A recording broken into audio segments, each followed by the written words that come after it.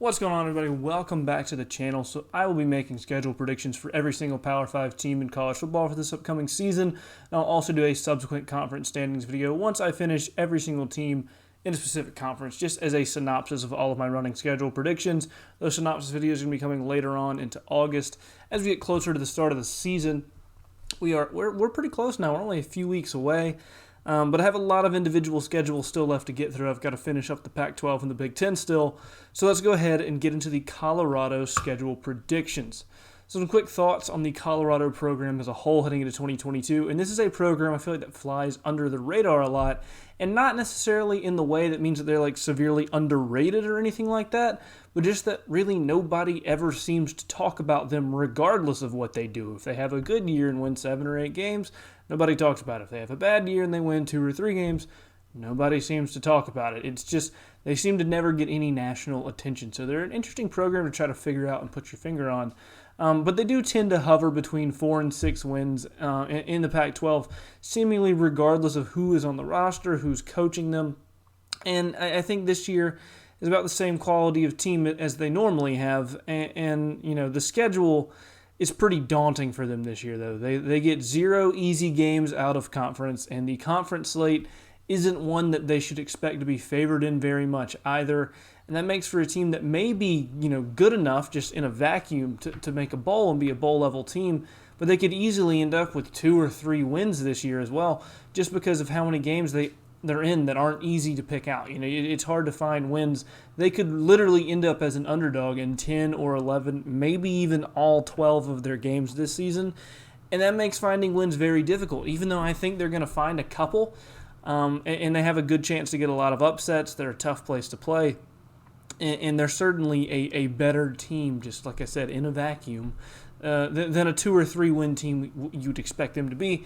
But I don't know. I don't know where they're going to find their wins. It's a tough schedule looking at it. So, normally at this point I would discuss some opponents that just don't have much hope of winning against them, barring some sort of catastrophe. But for Colorado, like I said, there really aren't any of those games on their schedule. Every single game they play is very much so losable. So let's go ahead and dive into week 1 here. They open up on a Friday at home against TCU. And now TCU is a very good Big 12 team. I don't think that they're, some elite level team by any means, but they're certainly a 7 win on the low end range team there. And they're certainly going to have a better roster than Colorado just overall. Now it's one that Colorado could certainly win. It's definitely one that they have a shot in, especially early in the season. Everybody's still trying to figure out who they are. There's a lot of unknowns. They are the home team as well. And like I said, they're never an easy place to play. They always seem to give people some trouble.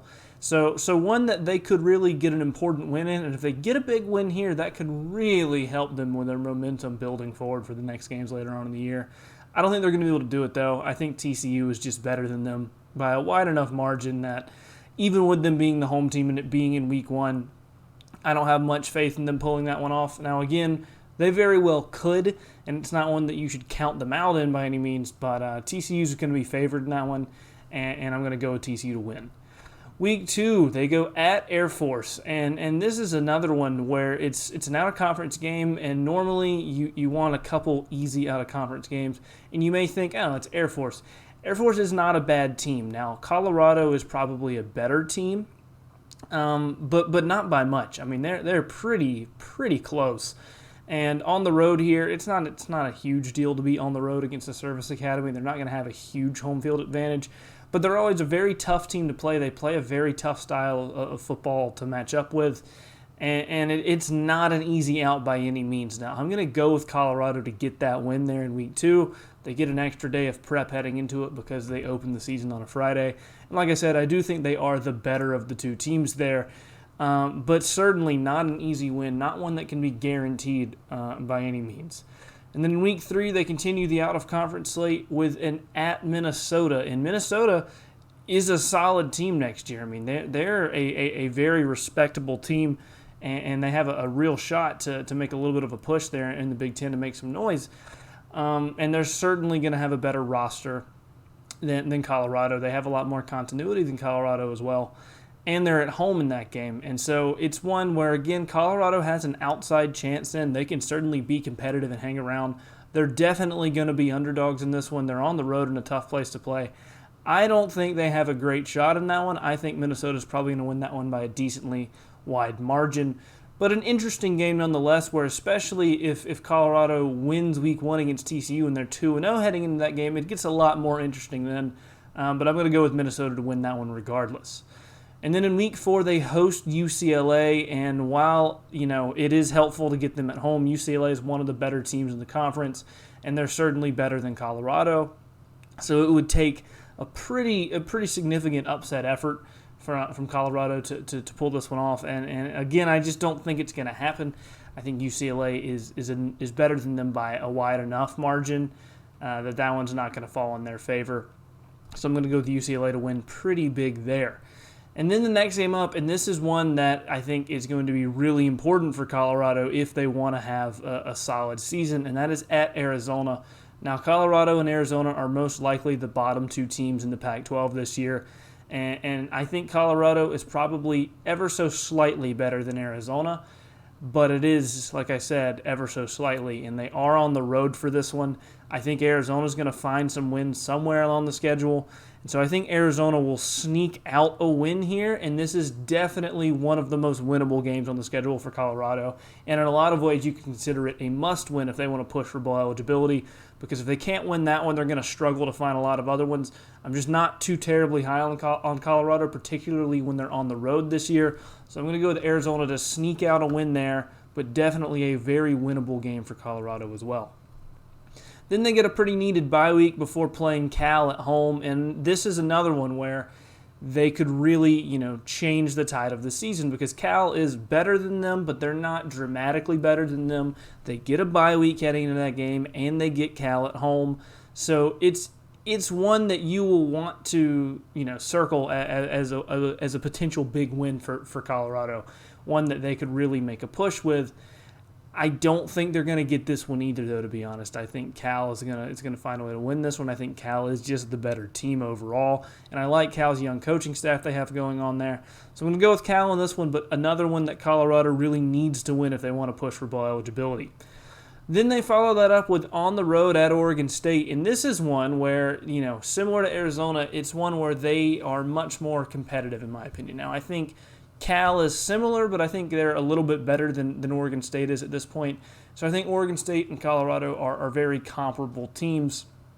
And while I would give Oregon State the slight edge and Oregon State is the home team, I'm going to go with Colorado to get the win here. I think they're going to find a couple upsets and a couple conference wins along the way, which most of their conference wins will probably end up being upsets anyway. So I'm going to go with them to get the win there against Oregon State. Probably one of their easier conference games, and not to say it's going to be an easy game. There's still probably going to be a dog in this game, but it's one of their more winnable conference games in my opinion, so I think they're going to get the win in that one. Week after that, they play Arizona State at home, and this is one where, again, being at home, maybe if they have some momentum, if they could win that Cal game and the Oregon State game, carry some momentum in here, then they have a decent shot. Now, Arizona State is certainly better than them roster-wise. But Arizona State has a lot of question marks around the team right now. They've got a lot of moving pieces, a lot of transfer intrigue, we'll say, and they have a lot of off-the-field drama, we'll say, going on as well. So it's one that you could also see Colorado maybe sneaking out a win in. Now, again, there's still going to be a dog in this game as well, and they should be a dog in this game. So I'm going to go with Arizona State to win regardless, but one that Colorado could make a push in if things really fall their way. Week after that, they host Oregon, and this is one of the ones where I just don't think they're going to have much of a shot. I think Oregon is dramatically better than Colorado. It would take things really working out well for them and things really lining up for them, I think, to get this win. I don't think they're going to be able to do it, just plain and simple. I think Oregon is just better than them by a wide margin there. So I'm going to go with Oregon to win in that one. Then after that, they go on the road at USC, and this is another one where I just don't think they have much of a hope here. I think USC's offense is going to be way too potent. USC has some questions on the team, particularly on their offensive and defensive lines, but being at home with as high-powered as their offense is, and it's on a Friday, I don't know. With that road trip in there, I just don't think Colorado has much of a hope in this one. I don't think they're going to be able to do very well. and I'm going to go with USC to win pretty big in that one. Week after that, they go at Washington. Now, they get 8 days for this one. You know, they get that extra day because they played USC on Friday. And while Washington is undoubtedly a better team than Colorado, I think Colorado is going to upset one of the teams that's noticeably better than them. One of the Oregon, USC, Washington, Utah, even UCLA type of teams. I think they're going to get one of them somewhere along the way. Now, of those teams, picking it out is really difficult. It's kind of like throwing darts, to be honest. I'm going to go with them to get it against Washington late in the season here. It's a tough one. They're on the road. It's not an easy place to play in, and they're certainly not the better team. But, like I said, I think they find an upset somewhere along the schedule. This is just where I have it coming. So we'll see how that one plays out. Washington should definitely be the favorite in that game. But I'm going to go with Oregon State, with Colorado to get the win in that one. And then they end the year at home against Utah. And like I said, I think they'll get one big upset. I don't think they'll get two. I think Utah is probably the best team in the Pac-12 this year.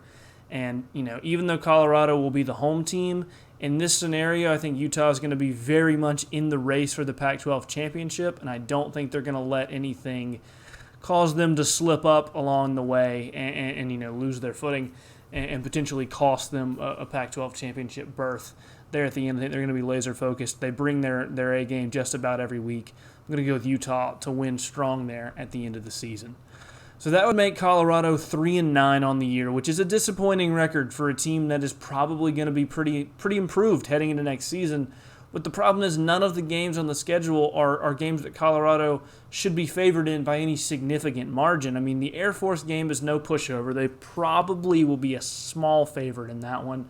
And while TCU and Minnesota are both winnable, they're definitely not going to be favored in them. They would both be upsets. And within the conference, they might be favored over Arizona. But beyond that, I doubt they're going to be favored against most anybody else they play. And that makes finding wins hard, even though I think they're good enough to pick up a few conference wins along the way. It's just hard to pick them out off the schedule. So I could see, anywhere from that 2 to 3 win season range all the way up to a 5 or even a 6 win season, just depending on how a lot of those 50-50 games fall. If they can get a win against maybe a TCU or something like that, snag a win against Arizona, get a big win over California off a bye, then maybe you have a shot there to make a bowl. But, that's assuming a couple of big things fall your way. I'm already giving them some upset wins against Oregon State and Washington, and that's just to get them to 3 wins. So anything beyond that is going to be difficult for them, despite the fact that I do think they're going to be improved. They just don't have any easy out-of-conference games to help boost their record. Anyway, though, that'll do it for this one. Let me know down below in the comment section where you guys agree with me and or disagree with me on the Colorado schedule in 2022. Tell me what record you think they're going to have next year and who, if anybody, they're going to lose to. Also, if you've made it this far in the video, be sure to go ahead and leave a like because it does help out the channel tremendously. Lets me know you're enjoying this kind of content. And subscribe for more college football content in the future. Like I said, I'm doing one of these on every single Power 5 team. I have done the entirety of the SEC, the ACC, and the Big 12. Working through the Pac-12 right now, and I will round it out with the Big 10. So a lot of videos coming your way in the near future. A lot of videos already out. Check those out if you haven't already. Thank you all so much for watching, and I'll see you guys next time.